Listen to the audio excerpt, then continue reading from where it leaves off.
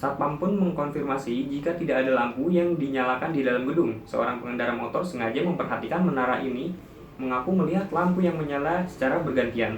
Apakah hal ini adalah ulah makhluk halus yang iseng atau hanya kesalahan teknis?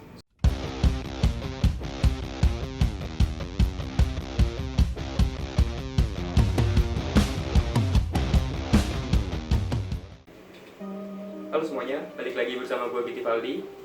Untuk episode kali ini kita akan membahas tentang bangunan-bangunan yang terbengkalai di Indonesia. Tapi sebelum itu, jangan lupa subscribe dan nyalakan lonceng notifikasinya. Oke, bangunan pertama yang akan kita bahas di episode kali ini adalah Menara Saidah. Pasti kalian udah pada tahu dong tentang Menara Saidah. Menara ini sudah berhenti beroperasi sejak 2007 silam karena bangunannya disebut mengalami kemiringan. Namun, ternyata hal tersebut bukanlah alasan satu-satunya mengapa banyak penyewa meninggalkan gedung ini. Mulai dari hantu wanita cantik berbaju merah hingga keranda mayat di lantai 3. Gedung Saidah ini memiliki banyak sekali cerita seram yang bikin bulu kuduk merinding. Akibat cerita-cerita di atas, warga tidak ada yang berani untuk masuk ke dalam menara ini. Mengingat sudah lama ditinggalkan, tentunya kamu pasti penasaran dengan isi dari menara ini sekarang. Yuk langsung aja kita intip isi dari menara yang menyeramkan ini.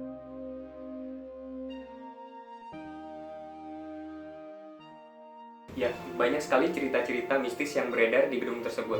Tetapi tim kami sudah merangkumnya menjadi beberapa cerita yang sangat horor. Salah satunya adalah wanita cantik berbaju merah.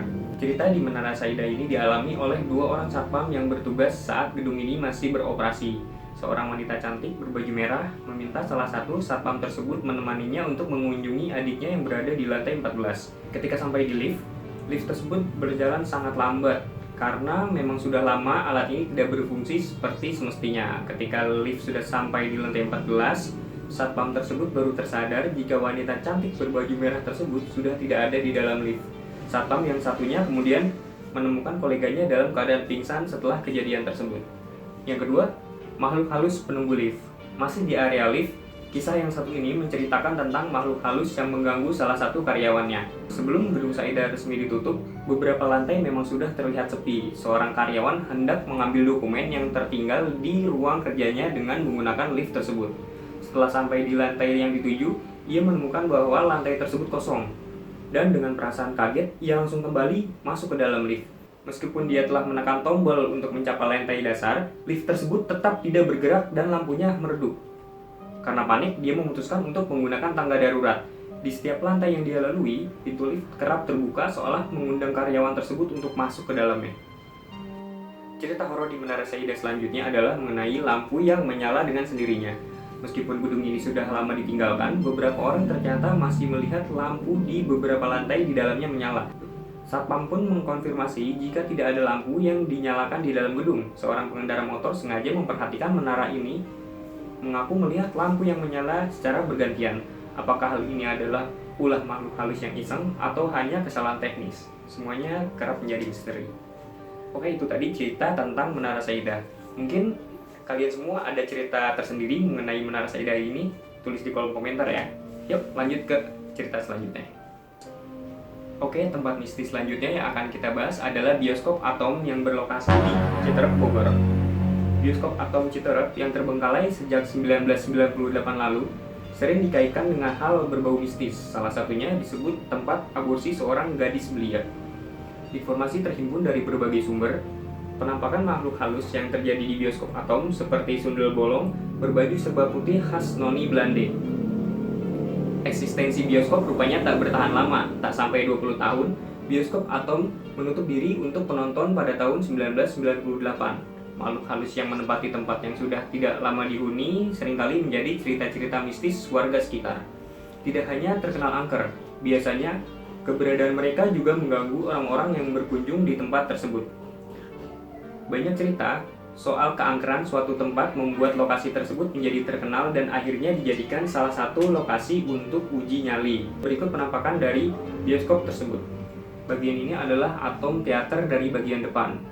Bangku penonton yang sudah hampir roboh dan plafon yang sudah mulai rusak. Tempat mistis selanjutnya adalah Taman Festival Sanur.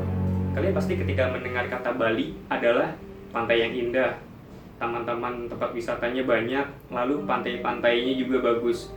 Tapi di Bali itu ada cerita mistis terselip di dalamnya, yaitu Taman Festival Sanur.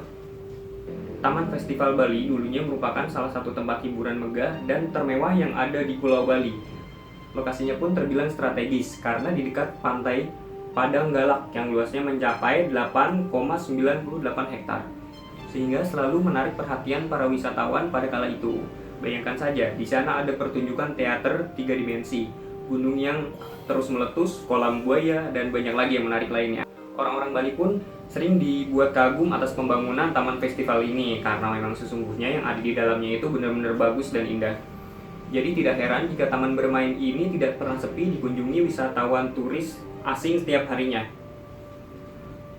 Akan tetapi, itu adalah cerita dulu. Kondisinya sudah berbeda 180 derajat dengan apa yang digambarkan di atas. Puing-puing yang berdiri tegak sekarang ini seolah menceritakan bahwa taman ini pernah hancur akibat kebakaran yang tidak terduga. Jejak-jejak kemegahan seolah hanya tinggal cerita, dan para pendiri Taman Festival Bali ini memilih meninggalkan bangunan tersebut. Kondisinya yang terbengkalai begitu memprihatinkan, dan ada banyak semak-semak yang tumbuh selama bertahun-tahun, semakin membuatnya menjadi bangunan angker. Apalagi jika pergi semakin ke dalam, kalian akan menemukan sebuah pohon besar di bagian tengah bangunan yang akan memancarkan aura mistis bagi siapapun yang berusaha mendekatinya. Banyak orang yang merasakan fenomena-fenomena ganjil ini berada di bangunan tua tersebut, seperti mendengar suara-suara mistis atau bertemu dengan sosok mengerikan yang berada di dalam Taman Festival Bali.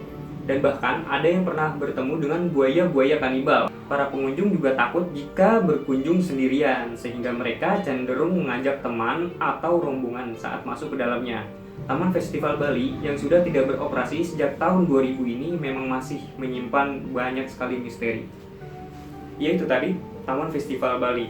Mungkin kalian yang udah pernah ke Bali sudah pernah mengunjungi tempat tersebut atau mengunjungi tempat tersebut ketika kondisinya sudah tidak bagus seperti sekarang. Bisa tulis ya di kolom komentar. Lanjut ke cerita selanjutnya. Kalian pasti pernah mendengar atau sering mendengar tentang Hotel Bedugul ini. Tempat ini bukanlah destinasi wisata atau hotel yang baru saja dibuka. Bukan juga nama wahana permainan ya.